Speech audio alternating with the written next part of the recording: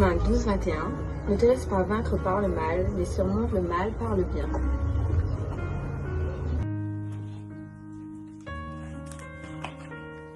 Psaume 119, verset 114. Tu es mon asile et mon bouclier, j'espère en ta promesse. Amen. Proverbe 3, 5. Confie-toi à l'Éternel de tout ton cœur et ne t'appuie pas sur ta sagesse. Jean chapitre 11, verset 25. Jésus dit: C'est moi qui suis la résurrection et la vie. Celui qui croit en moi vivra, même s'il meurt. Et toute personne qui vit et croit en moi ne mourra jamais. Jésus a dit dans Jean 14, verset 1er, que votre cœur ne se trouble point. Croyez en Dieu et croyez en moi. Il est dit dans Psaume 139, verset 14. Je te loue de ce que je suis, une créature si merveilleuse. Tes œuvres sont admirables et je le reconnais bien. Amen. Psaume 103, verset 13. Comme un père a compassion de ses enfants, l'Éternel a compassion de ceux qui le craignent. Il est dit dans Psaume 100, verset 5. Car l'Éternel est bon, sa bonté durera éternellement et sa fidélité de génération en génération. Amen. Psaume 4, verset 9.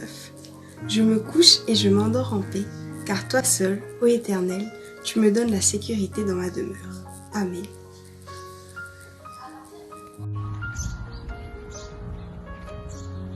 Jérémie chapitre 29, verset 11. Car je connais les projets que j'ai formés sur vous, dit l'Éternel, projets de paix et non de malheur, afin de vous donner un avenir et de l'espérance. On veut célébrer et bénir le Seigneur ensemble. On veut adorer celui qui est le plus grand. On veut dire: Seigneur, c'est la journée que tu as fait, et qu'il soit pour nous un sujet d'allégresse. Bénissons Dieu ensemble.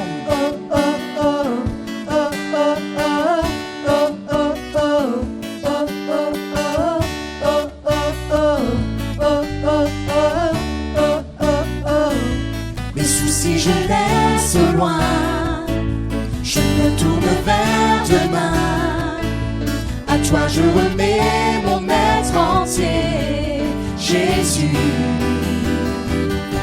Mes mains sont tendues vers toi, croyant que tout vient de toi. Je sais que tout ce que tu as pour moi est bon. C'est bon, car voici le jour que tu as fait. Il est pour moi un sujet de joie. Voici le jour que tu as fait. Il est pour moi un sujet de joie. Non, je n'aurai pas peur pour demain. Mon espérance est en toi. Car voici le jour, oh oh oh, oh oh oh, oh oh oh. Mes craintes je laisse loin. Je ne doute plus de rien. À toi je remets ma volonté, Jésus. Mes mains sont tendues vers toi, croyant que tout vient de toi. Je sais que tout ce que tu as pour moi est bon. C'est bon, car voici le jour que tu as fait. Il est pour moi un sujet de joie. Et voici le jour que tu as fait. Il est pour moi un sujet de joie. Non, je n'aurai pas peur pour demain. Mon espérance est en toi. Voici le jour. Voici le jour. Pour toi, Seigneur, je vivrai. Je veux vivre pour toi, Seigneur. Je veux être ancré dans ta vérité. On le chante ensemble.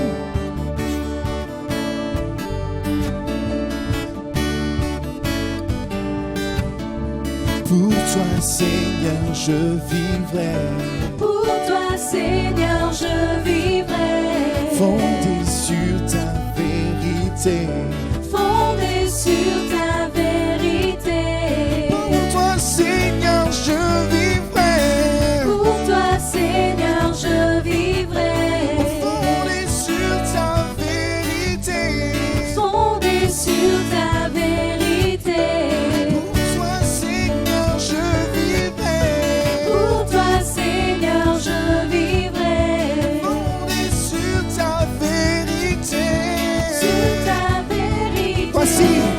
Voici le jour que tu as fait, il est pour moi un sujet de joie. Oui, voici le jour que tu l'as fait, il est pour moi un sujet de joie.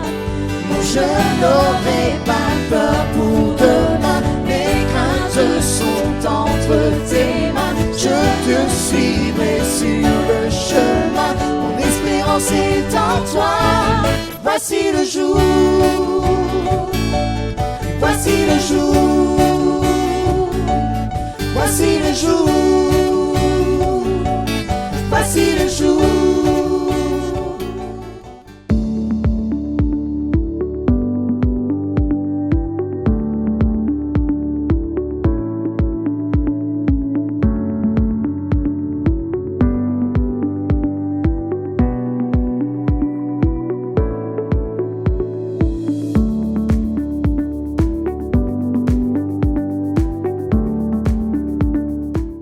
Bonjour, je m'appelle Alexandre. Je suis née dans une famille catholique. Je n'avais pas de relation avec Jésus. Je me sentais seule, même si ma famille était toujours là. Ma sœur Carole m'a invitée à aller à l'église.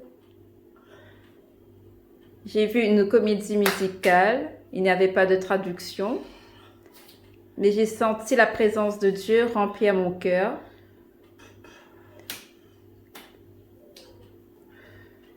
L'évangile a été traduit le dimanche par la suite. Quelques mois après, j'ai donné ma vie au Seigneur. Et par la suite, je me suis baptisée. Je ne me sens plus tout seul.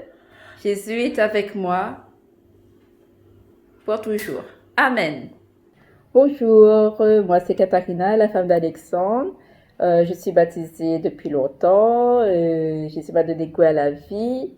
Je vais vous parler d'un événement qui s'est passé l'année dernière. En fait, ma mémé est décédée la veille de mon anniversaire et du coup, c'était un grand choc pour moi. Et Jésus ne voulait pas que je tombais dans la déprime, donc il m'a poussée à le prier, à le louer, à le servir, à continuer quand même malgré ce période de deuil-là. Et je le rends gloire pour cela parce qu'il m'a vraiment consolée, il m'a donné sa paix, et il m'a donné sa joie, il m'a réconfortée. Franchement, je lui donne toute la gloire. C'est lui seul le plus grand. Et merci à toutes les personnes qui nous ont soutenus durant cette période-là. Que Dieu vous bénisse. On vous embrasse très fort. Au revoir.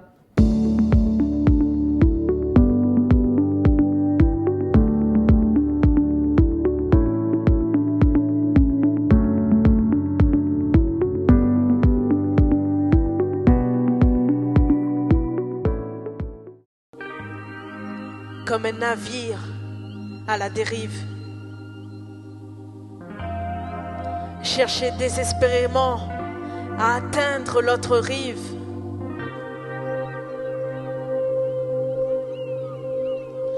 Et il n'y avait personne avec qui partager mon émoi. Ne trouvant pas ma voie,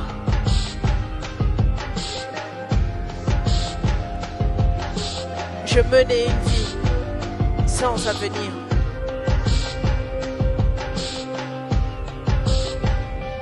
Quand Jésus mon ami,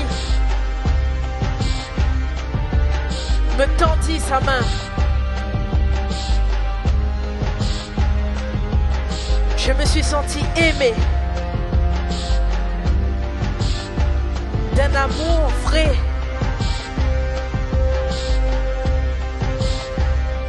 Et j'ai su que mon bonheur était à venir.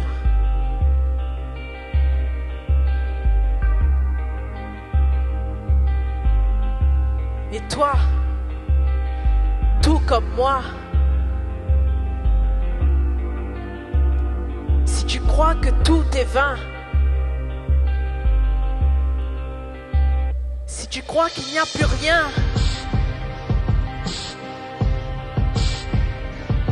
Tends vers lui ta pauvre et faible main.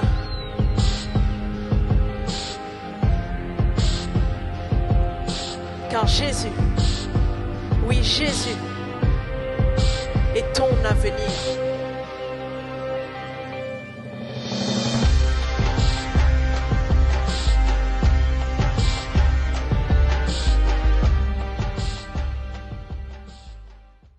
Alors voilà, quelques mots de mon témoignage. Moi, ce fut un temps, j'étais dans une mauvaise vie qui, je sentais, n'était pas pure à la vue de Jésus, c'est-à-dire une vie de débauche, une vie de délinquance qui, bien sûr, affectait ma scolarité et ma famille. Je déplaisais l'essentiel et Dieu était mis à l'écart dans ce déboire. Eh bien, j'ai fait ma rencontre, c'est-à-dire à l'âge de 17 ans, j'ai décidé de retourner à l'Assemblée, là où ma mère et moi étant petits. Alors, je vois que l'évangile est annoncé et que ce vide dans mon cœur qui alors était présent disparaît. Je me mets alors à prendre ma Bible tous les jours, à la lire et à écouter ce que la Bible veut me dire et surtout ce que Dieu veut me dire. Et là, je vois un changement dans ma vie, c'est-à-dire le vide. Vraiment, j'avais vraiment ce vide dans mon cœur et vraiment il disparaît. Alors, j'en éprouve une grande joie. J'ai bien sûr cette paix que Dieu me donne. J'ai aussi la guérison, la délivrance de ce monde de délinquance. Et alors, je me mets à aussi avoir une assurance que je n'avais pas jusque-là. Et là, cette assurance, elle me fait comprendre que même si ma vie d'ici-bas s'arrêtait, c'est d'en haut continuerait. Alors, je veux rendre gloire à Dieu qui, j'ai fait un choix et ce choix, c'était d'accepter le Sauveur, Seigneur Jésus-Christ, et je rends gloire à Dieu. Merci Seigneur.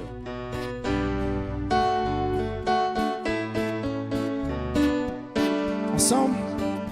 Toute bonté, oui, il est grand.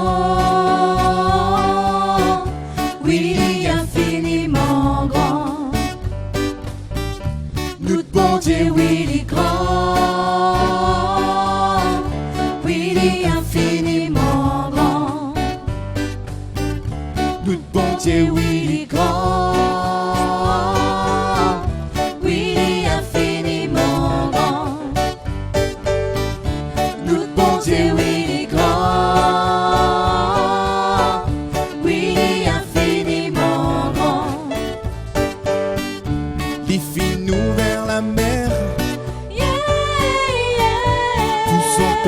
À travers au milieu d'un désert, il fit faire la rivière. Nous bon Dieu, nous bon Dieu, oui, il est grand, oui, il est infiniment grand. Nous bon Dieu, oui, il est grand. Nous bon Dieu, oui, il est grand.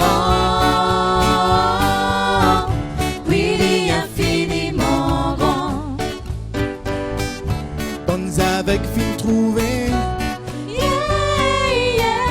bonne boîte et fin marché, banalisé fin levé, mort fin ressuscité. Nous bon Dieu, nous bon Dieu, oui, il est grand, oui, il est infiniment grand. Nous bon Dieu, oui, il est grand. Nous bon Dieu, oui.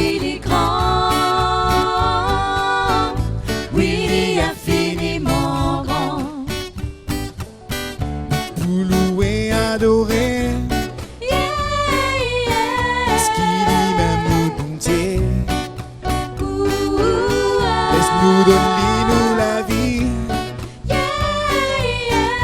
sans parcimonie. Notre bon Dieu, oui, il est grand. Oui, il est infiniment grand. Notre bon Dieu, oui, il est grand. Oui, il est infiniment grand. Reprends notre bon Dieu, oui, il est grand. Notre bon Dieu, oui, il est grand.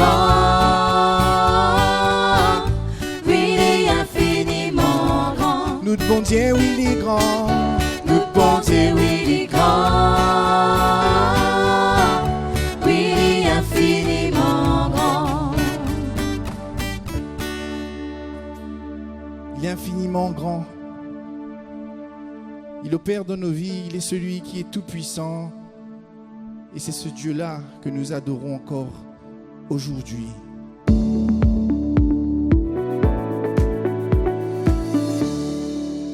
C'est qui le plus grand? C'est lui. Bonjour à tous. Content d'être avec vous et de partager ces moments avec vous. Content de pouvoir nous retrouver ensemble pour pouvoir donner toute la place et toute la gloire au Seigneur. Il y a ce thème qui a été lancé toute cette semaine et j'aimerais aussi partager cette réflexion avec vous, le plus grand. Notre Dieu, c'est le plus grand.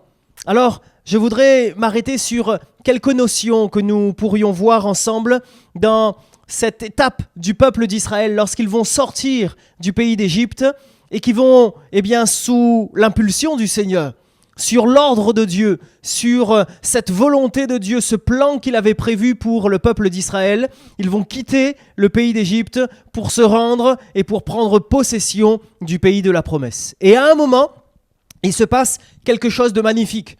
C'est que ça y est, après plusieurs péripéties, après plusieurs difficultés, ça y est, le peuple sort d'Égypte et il se met en marche. N'avons-nous pas connu de ces moments où effectivement, pendant un temps, nous avons connu sous une certaine période des moments difficiles? Mais laisse-moi te rappeler que notre Dieu est le plus grand. Et alors que le peuple a connu pendant 430 ans la servitude, Dieu ne les a pas oubliés. Le temps paraît long pour nous. Quand on est dans la difficulté, le temps paraît long. Mais le temps pour le Seigneur n'est pas le même.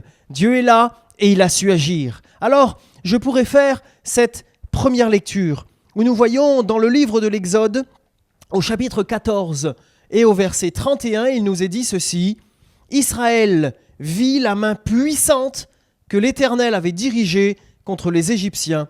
Et le peuple craignit l'Éternel, et il crut en l'Éternel et en Moïse, son serviteur. » Il est question ici de la main puissante de Dieu qui est agissante pour ses enfants. Il est le plus grand. Il n'y a pas de plus grand que lui. Il n'y a pas d'entité, il n'y a pas de personne, il n'y a rien qui puisse être comparé à sa grandeur. Personne n'arrive même à son égal. Il est le plus grand. Donc, ici, le peuple constate dans cette circonstance, dans cette période dans laquelle il constate, Israël vit la main puissante de l'Éternel. Notre Dieu est le plus grand. Et mon ami, j'aimerais t'encourager en ceci. Peu importe ce que tu vis, n'oublie jamais que le plus grand veille sur toi.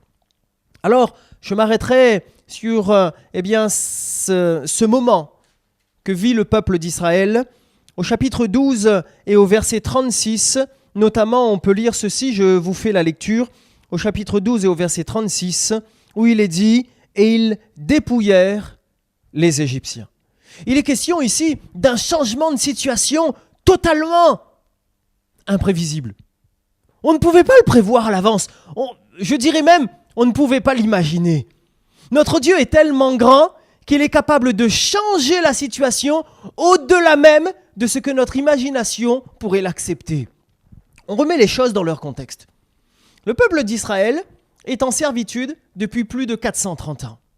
Voilà que Dieu parle au peuple au travers de Moïse, au travers d'Aaron. Dieu a fait les miracles et le peuple commence à se mettre en marche. Mais avant de partir, on lit ici, chapitre 12 et au verset 36, « L'Éternel fit trouver grâce au peuple aux yeux des Égyptiens qui se rendirent à leur demande et ils dépouillèrent les Égyptiens. » Ils n'avaient rien. C'étaient les esclaves.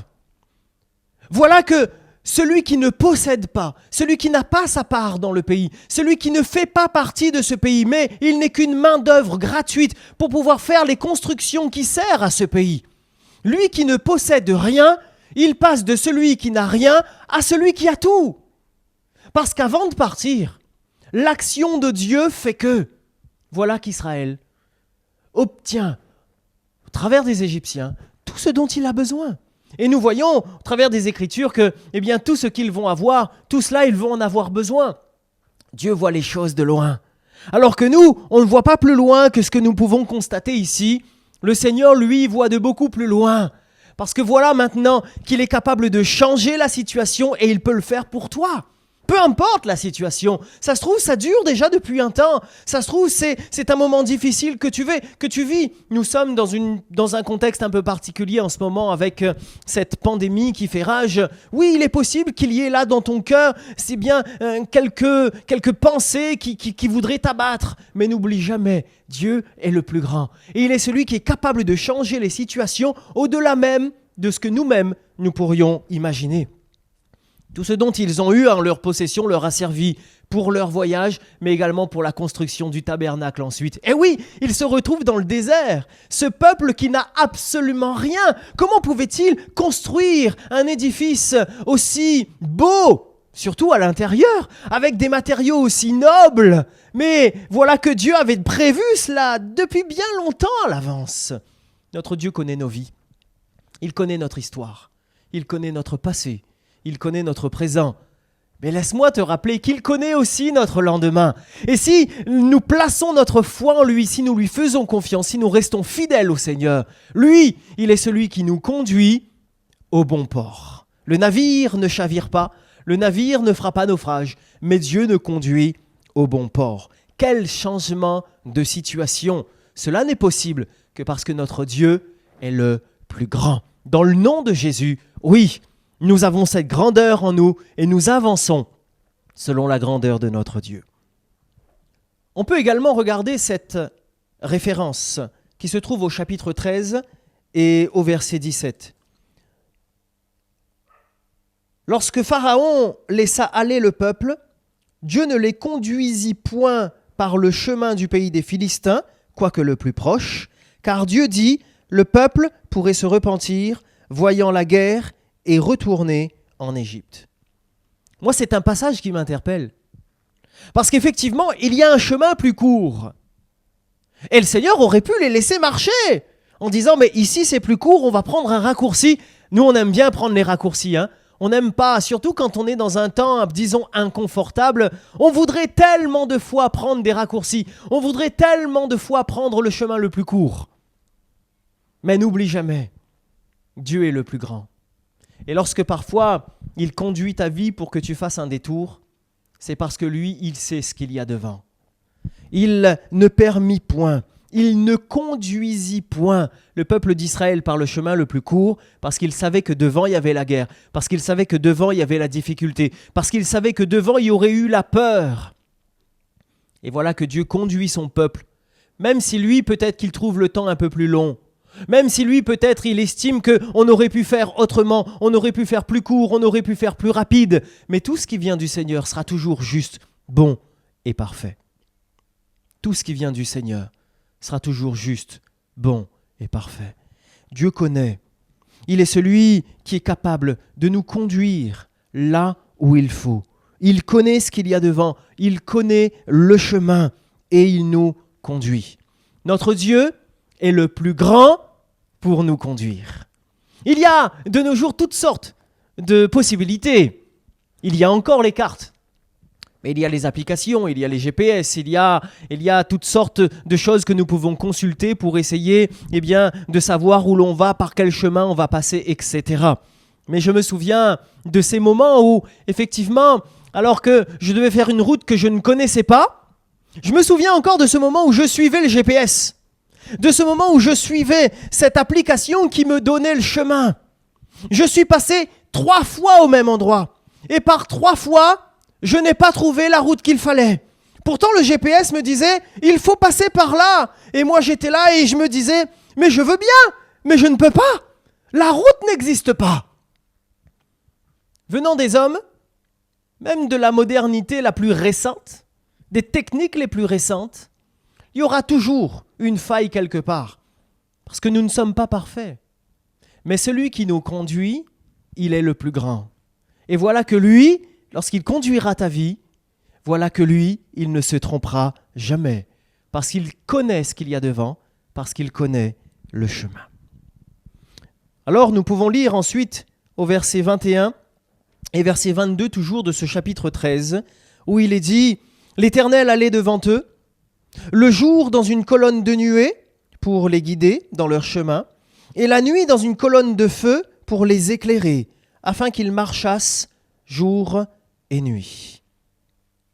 C'est impressionnant de voir comment notre Dieu est capable des miracles les plus prodigieux.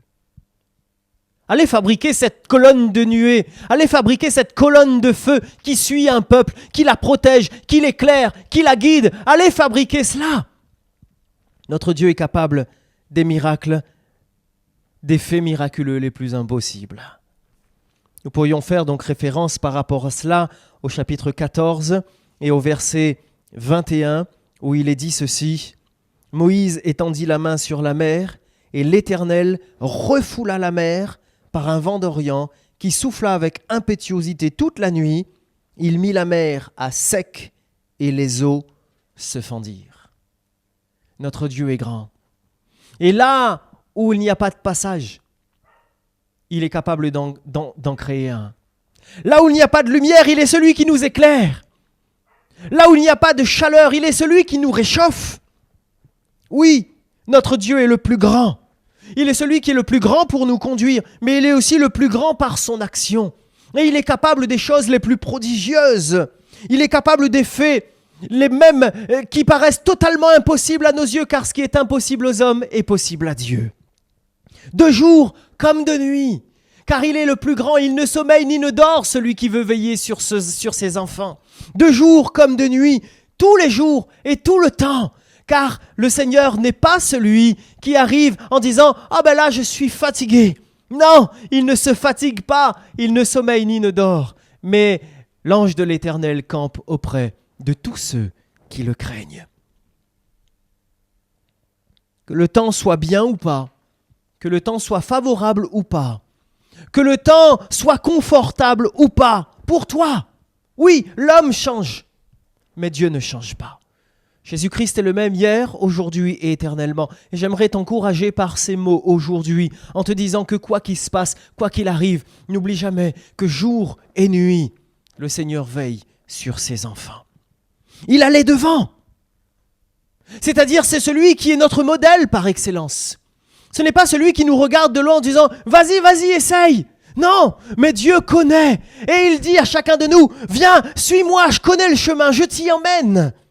C'est notre modèle, c'est notre référence, c'est notre repère. Tel le bateau qui veut rentrer au port et qui a besoin du phare qui est là, qui lui sert de repère. Il faut que Jésus soit le repère de ta vie.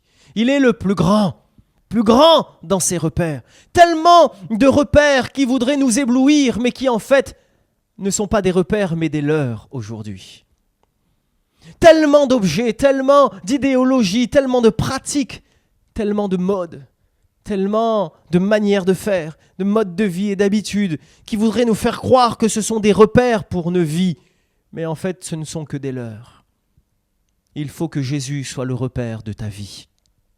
Il allait devant, il est ce modèle, il est ce leader qui est tout à fait capable de nous conduire, non pas qui nous regarde de loin, mais qui sait nous amener dans le bon chemin. Cette colonne qui était là tous les jours avec eux, qui ne les lâchait pas, cette colonne, cette colonne, elle les guidait et elle les éclairait. Parce que le Seigneur est là pour accompagner. Il vient nous rassurer par sa présence. Il n'y a rien de mieux que la présence de Dieu dans le cœur du croyant, dans le cœur de l'être humain, dans notre cœur, dans ton cœur. Il faut que la réalité de Dieu, elle soit là dans ta vie. Beaucoup trop de personnes vivent la foi comme étant une tradition, comme étant des habitudes, ou même vivent la foi par procuration. Mais il est important que cette foi ne soit pas des mots, ne soit pas des gestes, mais soit une réalité dans ton cœur. Il faut que la personne de Dieu, qu'elle soit concrète dans ta vie. Parce qu'il n'y a rien de mieux que la présence de Dieu dans le cœur de l'être humain. Alors, ce qui m'interpelle également, c'est que je vois qu'il ne se retire pas, c'est-à-dire qu'il n'abandonne pas. Cette colonne, elle est là. Cette colonne, elle protège le peuple, elle éclaire le peuple, elle réchauffe le peuple. C'est cette colonne qui le guide, qui le protège. Elle crée également une séparation entre lui et les Égyptiens qui arrivent derrière.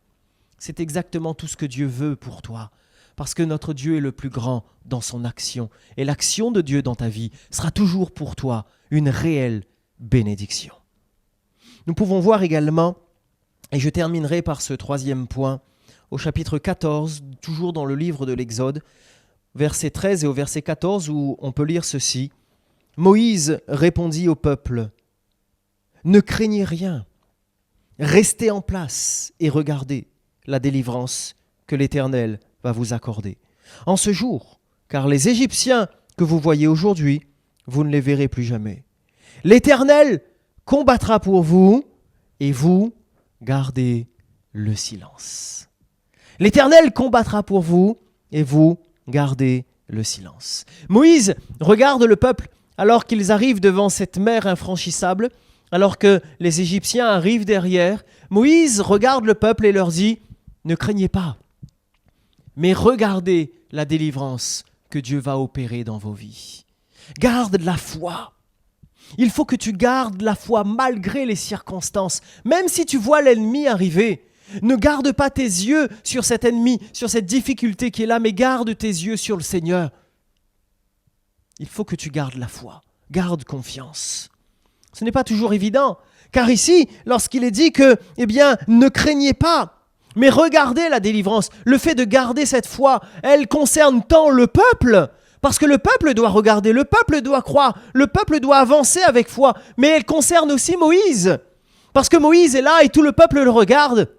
Et lui, il ne peut pas se permettre d'avancer par habitude, mais il avance avec la foi, parce qu'il a confiance dans le nom du plus grand, parce qu'il a confiance dans le nom de celui qui est capable d'agir dans sa vie et dans la vie de tout le peuple, dans celui qui le conduit. Voilà que Moïse aussi doit vivre cette foi. La foi tant pour le peuple que pour Moïse, la foi tant pour les autres, mais aussi pour toi. Il ne faut pas vivre la foi au travers des autres, mais vis ta foi qui est placée dans le nom de Jésus.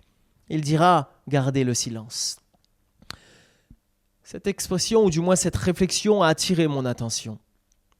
Parce qu'il ne faudrait pas se méprendre là-dessus. Beaucoup trop voudraient garder le silence, mais dans ce sens. Je m'explique, c'est que, je ne parle pas, je ne fais rien, j'attends, je regarde et Dieu fait tout. L'Éternel combattra pour vous et vous gardez le silence. J'attends et Dieu fera. Bien sûr que Dieu veut faire, bien sûr que Dieu fait, bien sûr que Dieu peut faire. Mais ici, il n'est pas question de rester passif et de se dire que Dieu fera tout. Mais nous replaçons le contexte, car au verset 11 et au verset 12, nous voyons que le peuple commence à dire « Mais comment est-ce que ça se fait que tu nous ramènes ici? Est-ce qu'on n'était pas mieux en Égypte à servir les Égyptiens plutôt que de mourir dans le désert? On ne te l'avait pas dit ?» Voilà qu'il commence à murmurer. Et par rapport à ces paroles, Moïse est en train de prononcer ici cette parole de Dieu en disant « Mais ne craignez pas », parce que c'est la peur qui les fait parler comme cela. Regardez, gardez la foi, parce que malgré les circonstances, et même si tu as peur, garde confiance dans le Seigneur.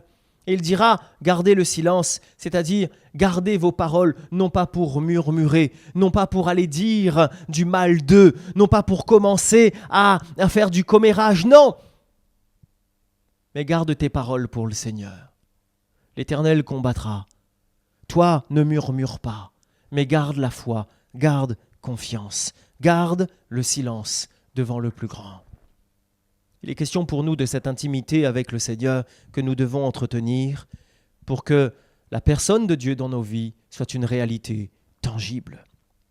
L'Éternel combattra pour nous.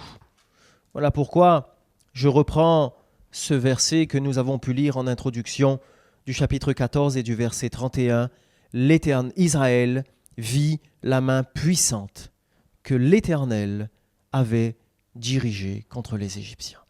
La main puissante de Dieu qui agit dans la vie de celui qui croit. Il est le plus grand par son action, le plus grand par sa direction de nos vies, le plus grand par rapport à cette intimité qu'il veut avec nous et sa capacité à changer nos vies, le plus grand par sa délivrance, le plus grand en tout. Car qui est le plus grand ? C'est lui. Qui est notre Dieu ? C'est l'Éternel. Alors je terminerai par cette lecture du livre d'Exode, toujours au chapitre 15, à partir du verset 11, où il est dit, c'est ce cantique que Moïse et les enfants d'Israël vont chanter suite à la délivrance. Et ils diront ceci, à partir du verset 11, « Mais qui est comme toi parmi les dieux, ô Éternel ? Qui est comme toi, magnifique en sainteté, digne de louange, opérant des prodiges. Tu as étendu ta droite, la terre les a engloutis. Par ta miséricorde, tu as conduit, tu as délivré ce peuple. Par ta puissance, tu le diriges vers la demeure de ta sainteté. Les peuples l'apprennent et ils tremblent. La terreur s'empare des Philistins, les chefs d'Édom s'épouvantent. Un tremblement saisit les guerriers de Moab. Tous les habitants de Canaan tombent en défaillance. La crainte et la frayeur les surprendront. Par la grandeur de ton bras, ils deviendront muets comme une pierre, jusqu'à ce que ton peuple soit passé, ô Éternel, jusqu'à ce qu'il soit passé, le peuple que tu as acquis. Oh oui, la main de Dieu, elle est puissante, parce qu'il est le plus grand. Oh oui, la direction de Dieu sera toujours la meilleure, parce qu'il est le plus grand. Oh oui, le travail de Dieu en nous sera toujours le mieux, parce qu'il est le plus grand. Alors, j'aimerais conclure en t'encourageant par ces mots. Oui, Jésus-Christ est le même hier, aujourd'hui, et ce jusque dans l'éternité. Il ne défaille pas, il ne t'abandonne pas, il ne te délaisse pas, mais il veut être auprès de tous ceux qui le craignent, car l'ange de l'Éternel campe auprès de ceux qui le craignent. Alors n'oublie jamais, les circonstances peuvent travailler tes émotions, mais Dieu n'est pas assujetti aux circonstances, mais il sera toujours le plus grand. Je vous propose que nous puissions nous incliner un moment, et j'aimerais prier pour vous et prier avec vous. Il est question non pas de prier par habitude, mais de considérer la grandeur de Dieu. Et ce Dieu si grand est celui qui veut agir pour toi maintenant. Tu n'as qu'une chose à faire. Avec tes propres paroles, avec tes propres mots, adresse-toi à lui. Il t'entend et il écoute ta prière. Il est attentif à ce que tu dis. Il veut agir dans ta vie. Seigneur, tu connais le cœur de tous ceux qui se tournent vers toi maintenant. Tu connais les besoins des uns et des autres, les difficultés à affronter. Tu connais la situation de tous, car rien n'échappe à ta connaissance, rien n'échappe à ton regard. C'est dans le nom de Jésus que nous prions. Oui, Seigneur, étends ta main dans la vie de tous ceux qui se tournent vers toi et qui crient à toi, car tu entends lorsque l'on crie à toi, car tu es celui qui délivre, celui qui est dans la détresse. À toi toute la gloire, Jésus-Christ. Amen. Voilà, que Dieu vous bénisse et que Dieu vous encourage. Quand je sonde l'univers, les astres que tu as créés, les océans, les mers, tout me révèle ta beauté. Alors mon âme veut s'écrier de tout mon cœur. Je veux chanter, oh Dieu, tu es infiniment grand, éternel puissant, roi majestueux. Oh Dieu, tu es infiniment grand, éternel puissant, roi majestueux.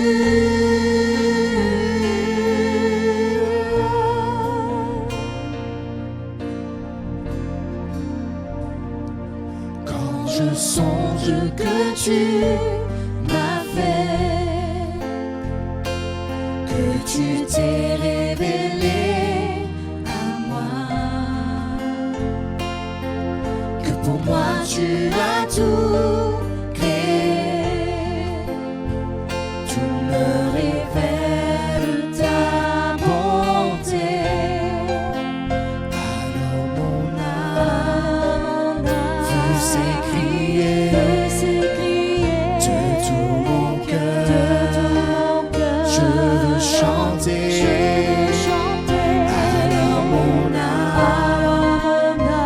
sais crier de tout mon cœur. Je veux chanter, oh Dieu, tu es infiniment grand, éternel puissant, roi majestueux. Oh Dieu, tu es infiniment grand, éternel puissant, roi majestueux.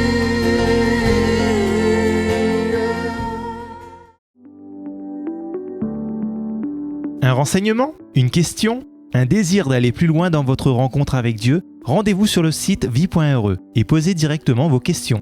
Que Dieu vous bénisse et à très bientôt sur vie.re.